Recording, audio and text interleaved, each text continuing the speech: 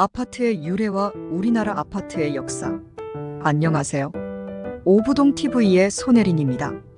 인류 역사상 아파트와 같은 공동주택을 처음으로 발전시킨 곳은 어디일까요?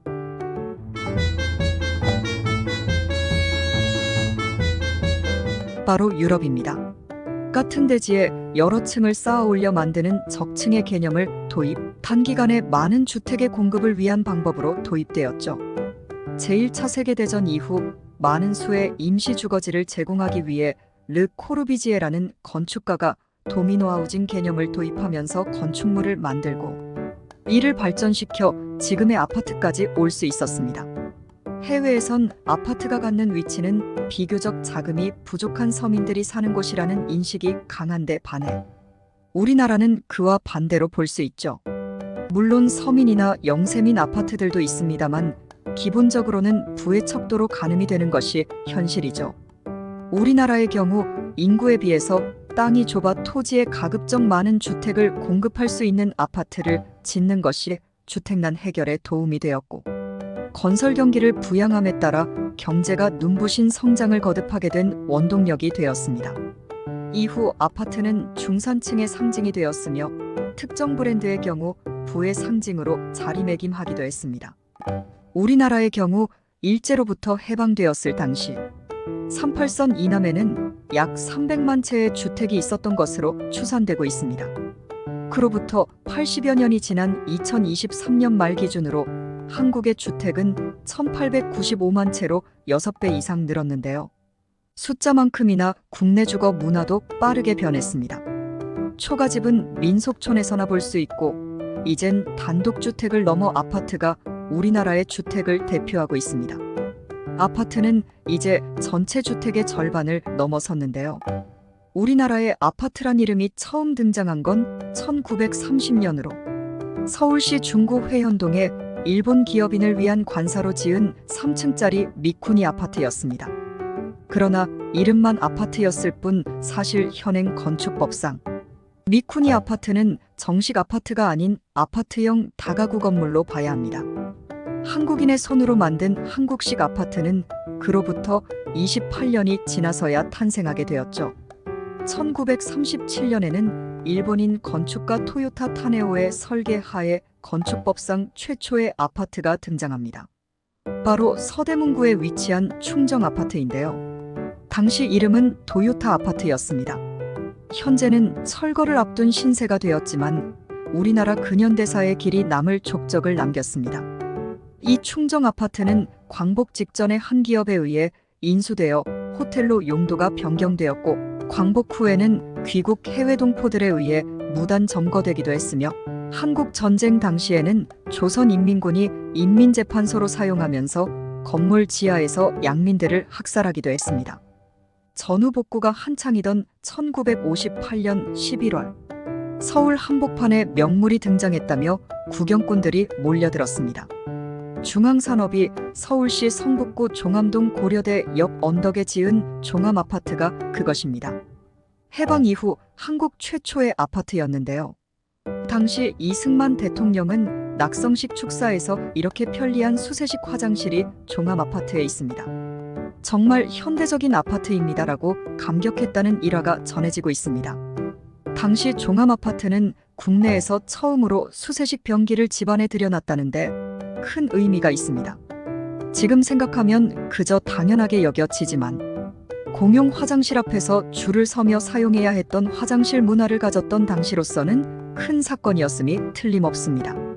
종암아파트는 방 2칸의 거실, 주방, 창고가 있고 발코니까지 딸린 고급 주택이었습니다. 당시 예술인과 정치인, 교수 같은 상류층이 주로 입주했던 것으로 알려져 있는데요. 종암아파트는 높은 곳에서 자면 고공병에 걸린다며 기피했던 탓에 막상 분양에는 어려움을 겪었습니다. 이 아파트는 1995년 11월 재건축돼 지금의 SK아파트가 들어섰습니다. 종암아파트 건설 후 박정희 대통령이 집권하면서 주택난 해소를 위해 주택공사에 대규모 아파트 건설을 지시했습니다. 이때 탄생한 게 바로 서울 마포구 도화동의 마포아파트입니다. 당시로서는 고층인 6층 높이에 연탄 보일러와 수세식 화장실을 갖췄었습니다. 마포 아파트는 우리나라 단지형 아파트의 효시로 볼 수 있습니다. 이후 1967년에는 국내 최초의 고층 11층 아파트인 힐탑 아파트가 준공되었는데요. 이 아파트는 중앙난방의 효시로 국내 최초로 엘리베이터를 도입하였고 1968년에는 우리나라 최초의 주상복합 아파트인 세운상가가 1970년에는 국내 최초 대단위 아파트 단지인 여의도 시범아파트가 들어섰습니다. 위에 힐탑 아파트와 세운상가 덕분에 많은 국내 건설사들이 해외의 건설 기술을 습득하고자 열공을 했다고 하니 현재 세계적인 수준의 건설 기술을 보유할 수 있게 해준 원동력이 된 셈이네요. 한편 오래된 아파트들은 지역명이나 건설사 등의 이름으로 된 짧고 쉬운 이름을 가지고 있었습니다. 그런데 재건축이 본격적으로 시작된 2000년대부터 외국어를 사용한 아파트 이름들이 등장하기 시작했는데요. 급기야 전남 나주시와 경기도 파주시에는 국내에서 가장 이름이 긴 아파트가 있습니다. 바로 나주의 광주전 남공동 혁신도시 빛가람 대방 엘리움 로얄 카운티와 파주의 초롱꽃마을 6단지 GTX 운정역 금강 펜테리움 센트럴파크로 무려 25자입니다. 다음으로 긴 이름을 가진 아파트는 경기도 화성시 동탄시범 다음 마을 월드 메르디앙 반도 유볼 아파트와 경기도 파주시 가람마을 10단지 동양 엠파트 월드 메르디앙 아파트로 둘 다 22자입니다. 저로서도 위 아파트들은 부르기가 힘들 정도입니다. 긴 이름의 아파트는 결국 아파트라는 상품의 소유자가 그 가치를 높게 평가받고 싶어하는 욕망이 반영된 게 아닐까요? 그렇다면 국내 가장 큰 아파트 단지는 어디일까요? 바로 서울시 송파구 헬리오시티로 9,510세대이며 우리나라의 가장 넓은 아파트는 서울시 강남구에 위치한 힐데스하임으로 전용 면적이 무려 501제곱미터에 달합니다. 또한 가장 비싼 아파트는 2020년에 준공된 서울 강남구 PH129로 이 아파트는 전용 면적 273제곱미터, 27세대와 407제곱미터의 펜트하우스 2세대를 합해 총 29세대로 배우 장동건, 가수 아이유, 골프 여제 박인비 등이 소유하고 있는 것으로 유명합니다. 그리고 마지막, 우리나라 국토 북쪽 끝에는 고성군 뉴빌리지 아파트가, 남쪽 끝에는 제주 정방 아파트가 있습니다.